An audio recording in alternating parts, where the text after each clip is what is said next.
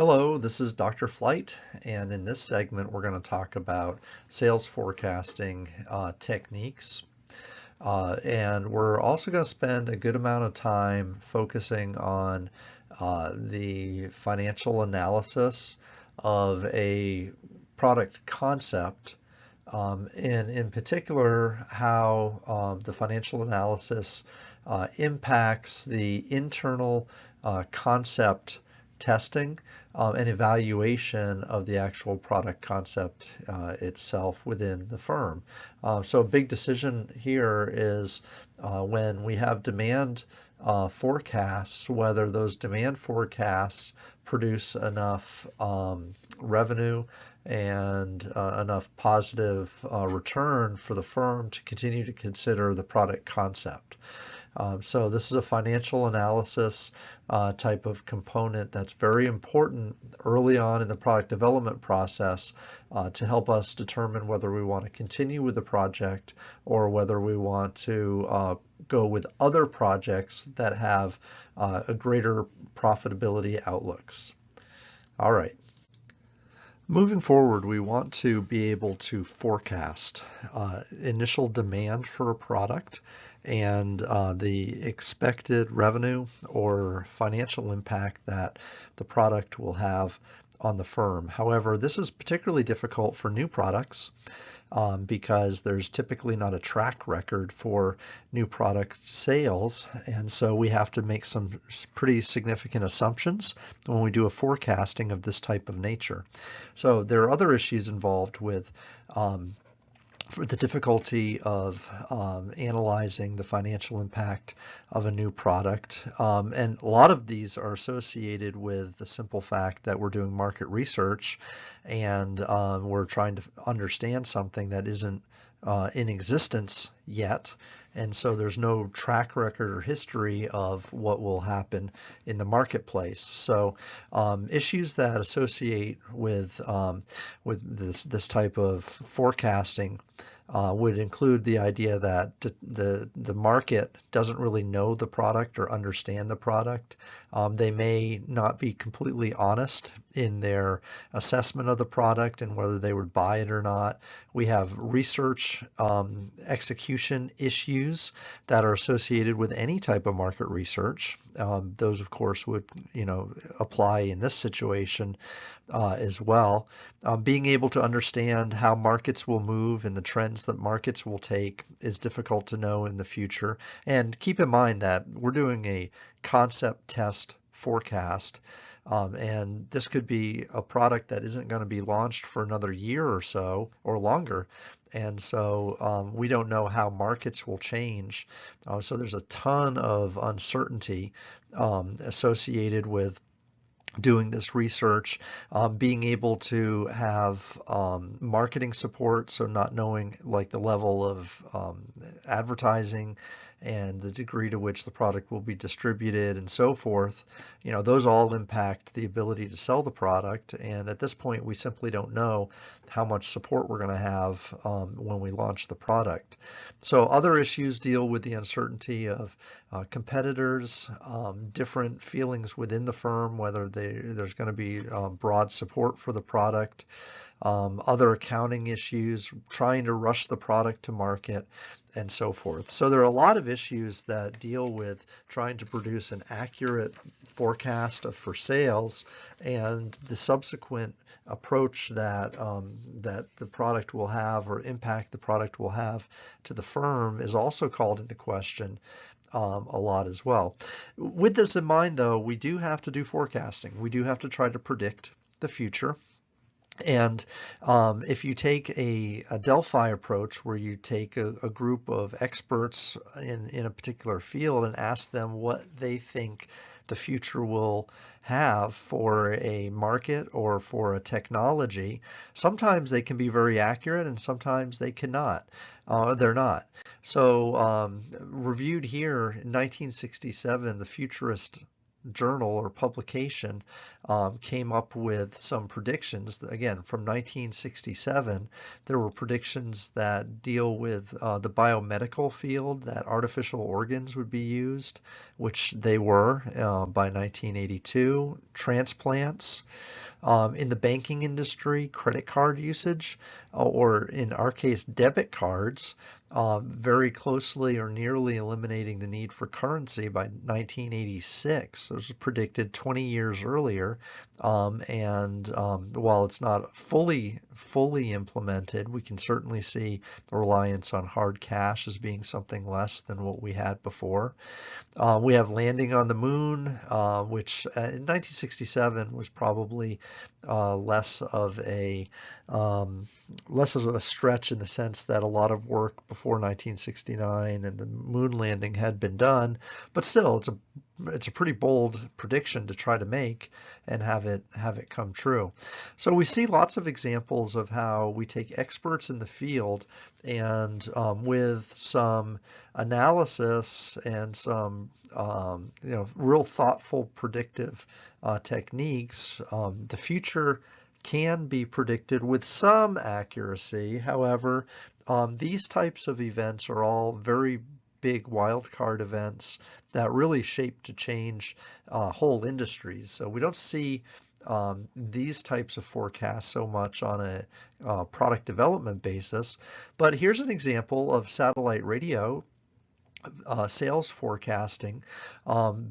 Way back in the year 2000, an estimate of sales was made by the industry, and basically this is the process that they walked through to try to predict how large of an industry it would be and how many sales there would be. So back in 2000, the industry estimated there were 213 million vehicles in the U.S. market. They suggested that that the technology of satellite radio would be available in 95% of the cars. So that would require the technology to be possible to be put into cars, right? And they estimated that 95% of the market would have that availability. Through advertising, they estimated that 40% of the market would know about satellite radio and be aware of its benefits and so forth. So if we took our 213 million vehicles and multiplied that by the percentage that would have the product available to them, and by the percentage of people or market of the market that would be aware of the product, 40%, then we have an initial market potential of 81 million units. So from this, we can do some other extrapolating and some assumption making. So we assume that of the people who are aware of the product and could have it placed in their car, roughly half could afford it. So from a financial perspective, they'd have the discretionary income to be able to afford to have satellite radio in their car. And then following that, we have people who would try the product. So just because you can afford it, just because it's available to you, just as you know about it, doesn't necessarily mean you'll try it. And so the estimates in the industry were that 16% of the market would actually try the product. So taking our 40.5 million people who could afford it from above, multiplying by 16%, the forecast for first year sales as an industry was estimated to be 6.4 million units. With a projected growth rate of 10%, then they made the projection that this market, this industry, and this market could bear roughly 10 million units in sales over a period of time. Now, is this far-fetched? Does it include a lot of assumptions? Possibly, and it certainly includes a lot of assumptions that have to be made. But at this point in time, when we're developing a product, we don't really have all the answers. So we have to have some educated guesses, and we have to create some forecasting models.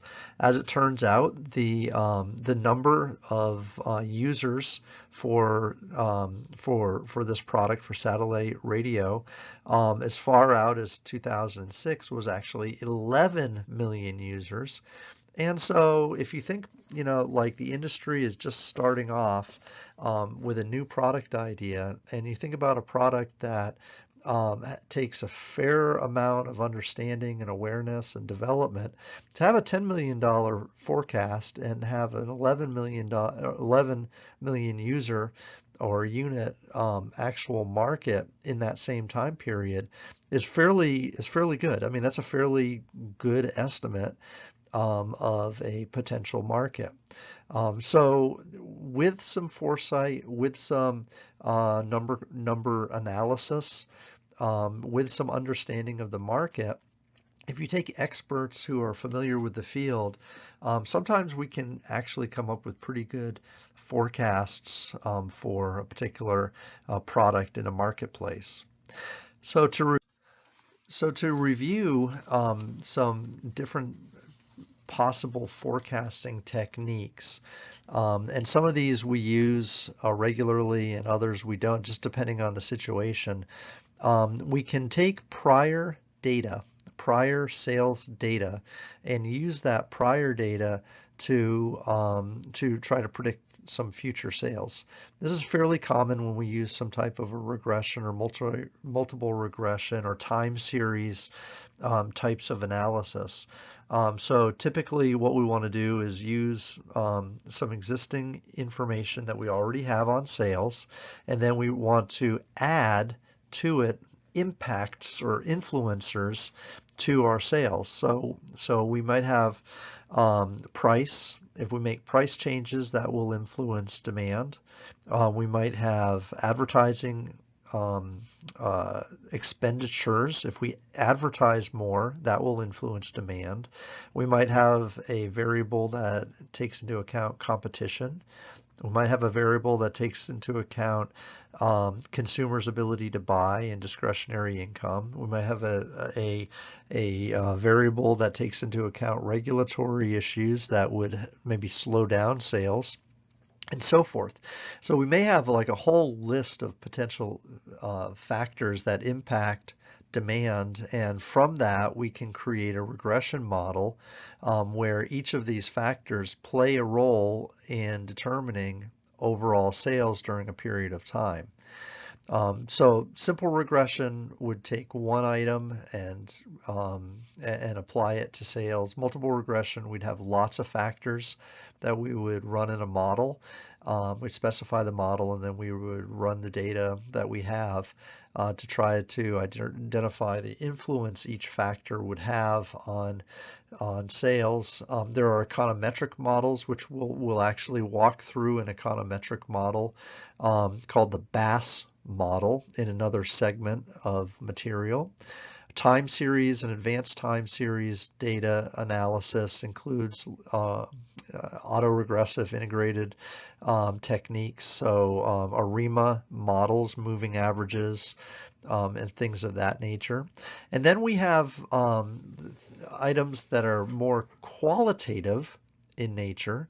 So jury of executive opinion and the Delphi probe and scenario writing are techniques where we can take large leaps of technology change and market change, and we can try to predict long-term and medium-term effects in the marketplace. But what we want to do is we want to talk to experts in the field and get their opinion on what they think will happen moving forward.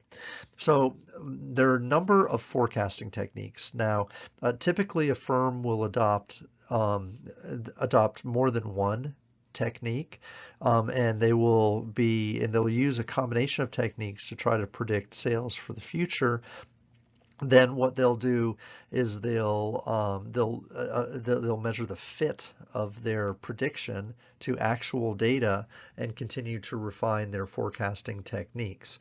So each firm will typically have a forecasting model that they develop and that they use and that works for them over a period of time, but they'll also continue to refine that model so that it can be improved over periods of time, and that their forecasting models become better and better.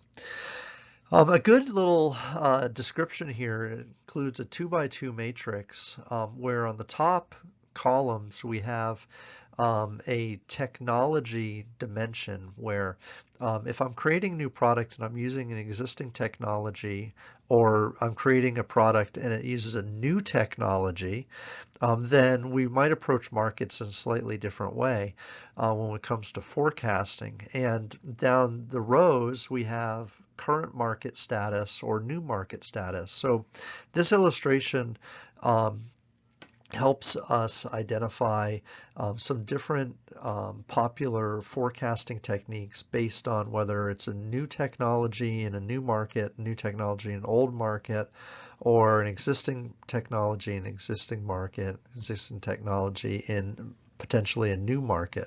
So if I have a current product out there and I'm looking to maybe create a line extension or do something with that product, um, and I'm still selling the product to the same market, then I'm going to have a series of data already available to me. I'll already have a history of sales.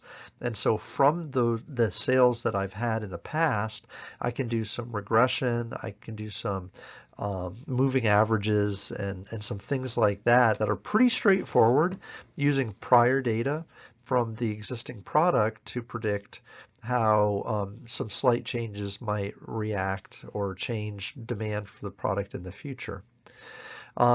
If I'm going to add a new technology, then I need to think about how the product will be affected more in a long-term sense and how the market will react. And if it's a new technology, then it's something new the firm is going to have to do.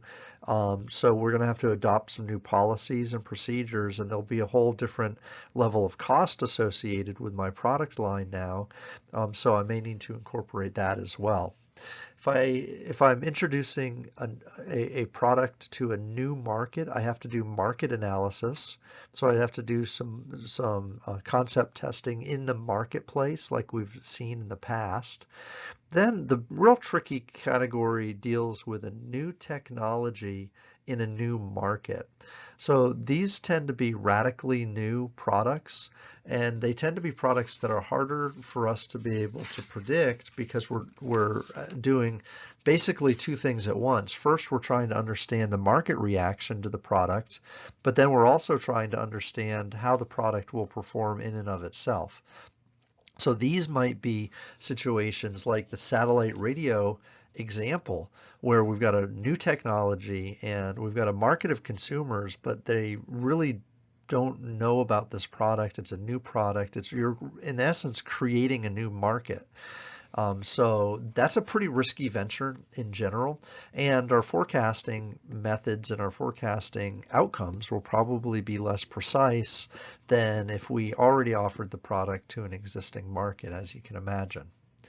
Okay, so moving forward, we want to think about forecasting, but we also want to think about integrating our forecasts into our financial projections for a particular product. There are going to be two issues that we really deal with moving forward. Number one, we want to continually strive to make improvements to our forecasting results and forecasting methods. We want to avoid poor forecasts and our reliance on them. So we want to be able to forecast things that we know about. We want to be able to commit to low-cost development of marketing, prepare to handle new risks. We want to be able to use standard formatting when we report our data that fit into what we currently already do in the firm. And again, overall, we want to improve our forecasting methods on a regular basis and try to nuance our methods that we're using in order to create a better forecast that we can build on. So that's kind of the first issue, deals with the actual forecasting techniques that we want to use. The second issue deals with taking our forecasts and incorporating them into our business model, so that as we create a product, we want to make sure that the product fits into the firm financially, and we're able to make things work and again, at this point in time, we may be choosing one product idea over another. And so again, we want to compare and contrast maybe one product idea to some other. So when we think about products, product when we think about products and product development, we want to make sure that this new product is going to create a cash flow that meets the requirements that the firm would otherwise have for any other cash flow. So financially, sometimes we think about having some type of a rate of return that is appropriate for a capital investment.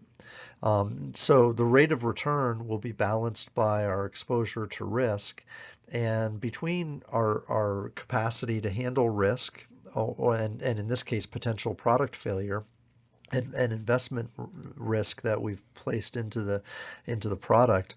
We also have some type of a return we expect that the product will ultimately yield us in order to move the product forward and be profitable and be a cash flow that positively affects the firm's bottom line. So sometimes from a financial fit perspective, we think of a required rate of return relative to the risk that we're exposing ourselves to in the new product. So a chart like this provides a little bit of an illustration where we have some type of internal rate of return, maybe in comparison to some cost of capital that we're able to have. That we're absorbing, where we have a cost of capital and we have a risk that we typically will absorb from a financial perspective. But if we add a product, we want to make sure that we're gaining something that is greater than what we would otherwise gain in a typical rate of return for the firm. So keeping that in mind, we want to walk through some examples and some models that companies have used in order to calculate the benefit financially of a new product in its portfolio of products that they could offer. There's a method that's used called the real options analysis. And we'll walk through this example so you can kind of get a feel for the financial fit of a new product and whether at this point we should pursue the product or not. So in this example, we have some information that's available to us. We're developing a new product, and there's a cost associated with developing the product. It's estimated to be $70,000. So this would include research and development, prototyping. It would include the cost of doing these early market tests that we're doing, or concept tests that we're doing.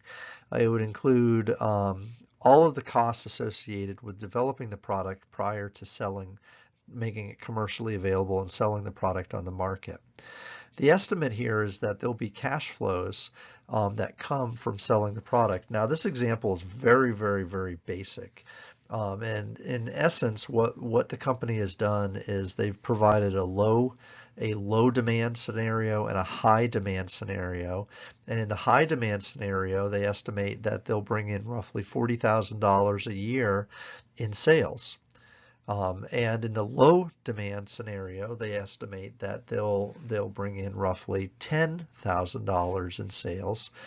And what we want to know is, should we move forward with this project, and does it make sense given the costs that we appear to have absorbed already, or will absorb by the time we launch the product?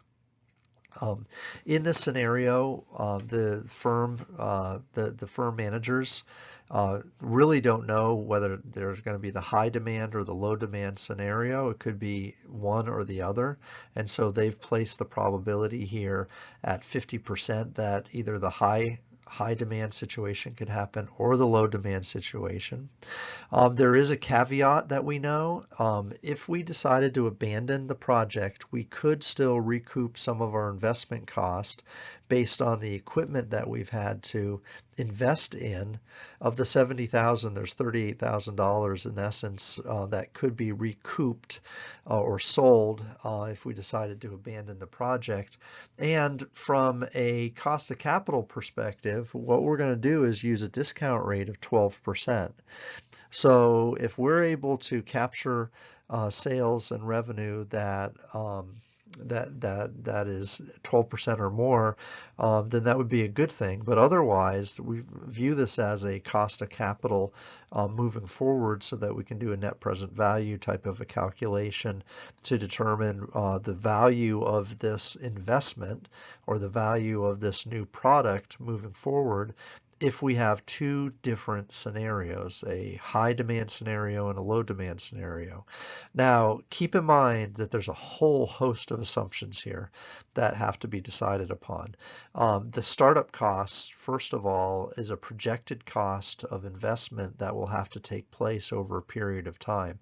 There's no guarantee that it will be 70,000, or maybe more than 70,000, or a little less, but 70,000 is the estimate of cost here. The cash flows assume a static or stable cash flow in each year of product launch. So what this is going to do is say, like in year 1, we'll make $40,000 in sales. Year 2, 3, 4, 5, and so forth will make the same $40,000. And in the low demand scenario, it assumes that we'll make $10,000 in demand each year as well. That's pretty unrealistic, because typically in year 1, your sales aren't particularly high, but in year 2, 3, 4, and so forth, your sales increase at an increasing rate. So again, that's pretty unrealistic. The idea that the probability of either one or the other scenario happening at 50% is largely impacted by advertising expenditures and the management of the marketing plan. So anyways, I say all this because we need a starting point, but I want you also to keep in mind that all of these figures are subject to change and could be put together in a much more complex model than what we're going to look at today. Okay, so taking this information, moving forward, what we can think about is there being a high demand and a low demand model of expectations here, where in year 1 we make 40,000 in high demand, or 10,000 dollars in sales in low demand, and then following each year, year 2, 3, and 4, we discount the amount that we're making by our 12%, and we come up with some type of present value of these future cash flows. Okay, so in the end, when we add up over a 4-year period of time what we anticipate our future cash flows to be, we can take a look and see how much we would think we would make from either the high or low demand types of scenarios. Now, moving forward, we know that this $34,018 is not great, considering that we made an investment of $70,000 to begin with, and it doesn't look like there's a payoff anytime soon. If we had a 4-year type of a window where we wanted something paid off by, this really wouldn't suffice. So we do have the option in year 1 to look at what our sales are, and then if we want to get out of this product, we could, in a worst case scenario, sell our equipment and make $48,000, which includes the equipment sale plus our sales from year 1, meeting our low expectation.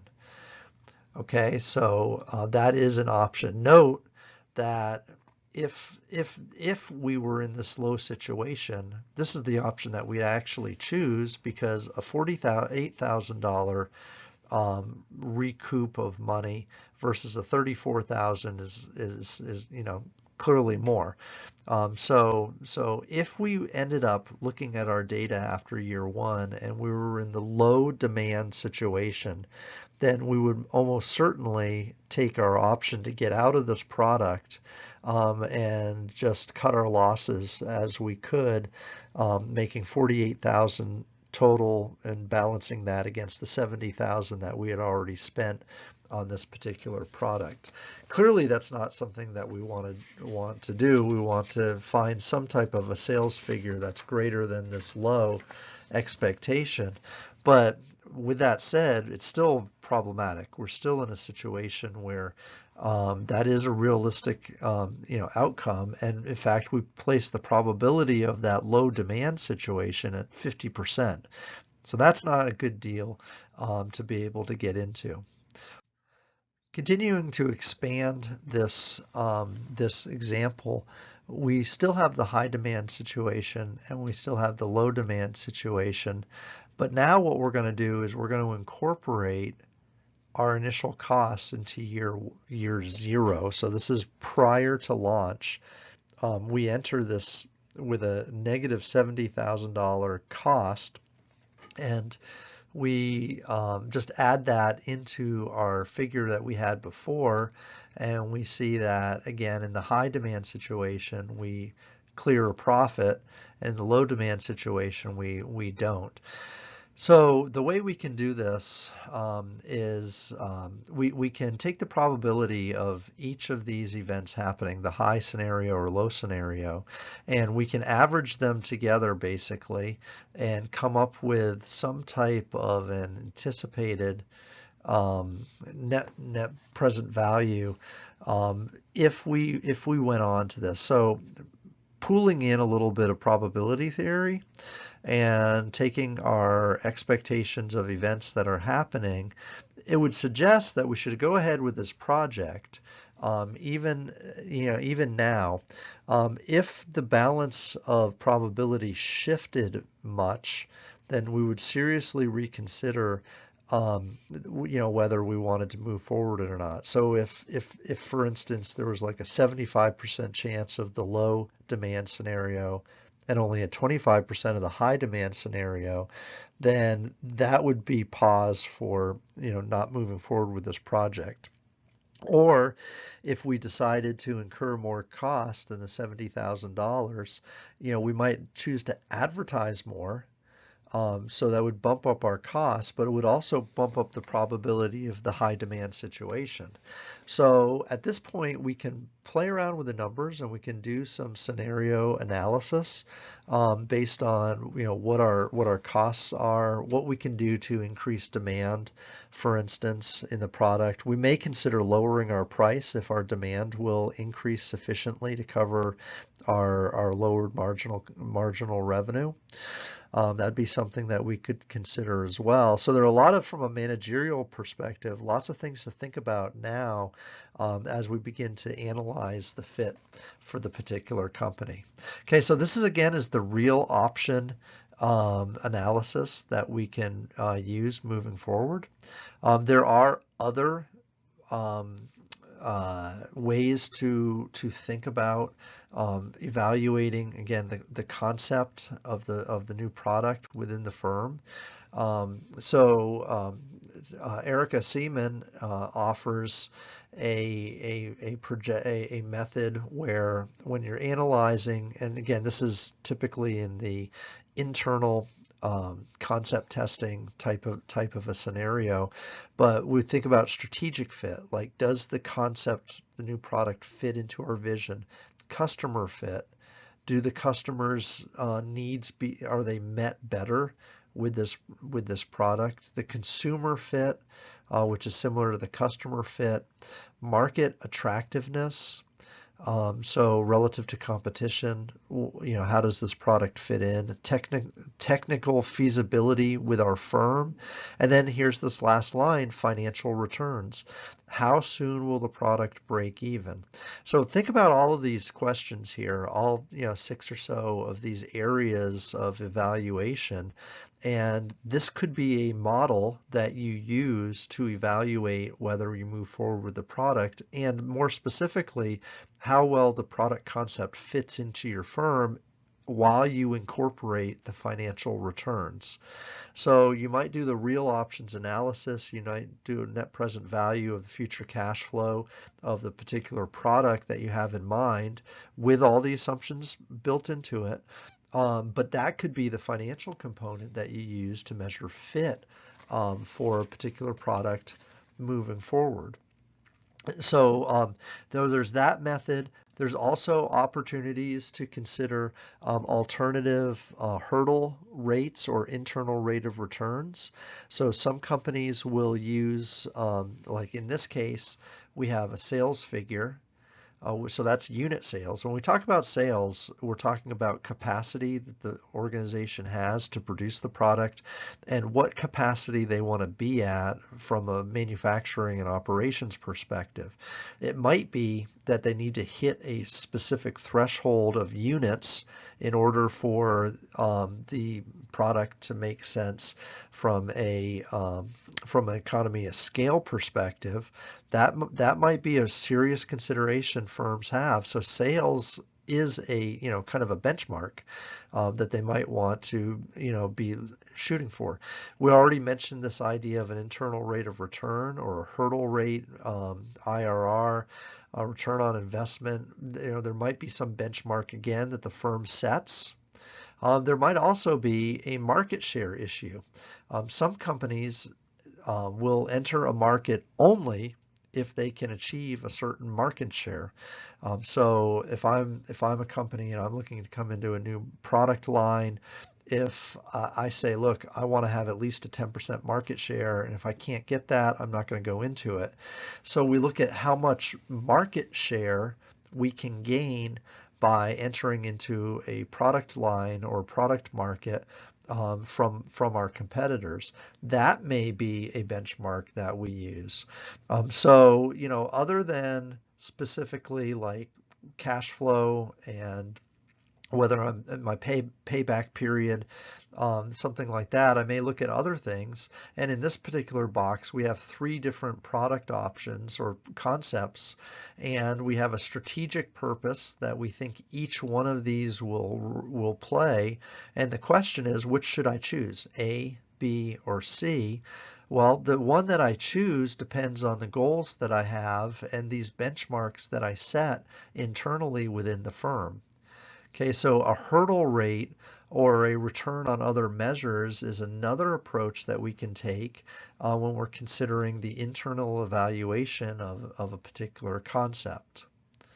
Moving forward, there are a couple other ways we can look at this. We can think of, there's the Hoechst US scoring model, where again, we're taking key factors. So we look at technical feasibility, commercial feasibility, whether we have a payback period and a cash flow that makes sense, whether it fits our strategic plan for the firm, and whether from a competitive perspective, whether this makes sense in the marketplace, and whether we're able to build on this success in the future.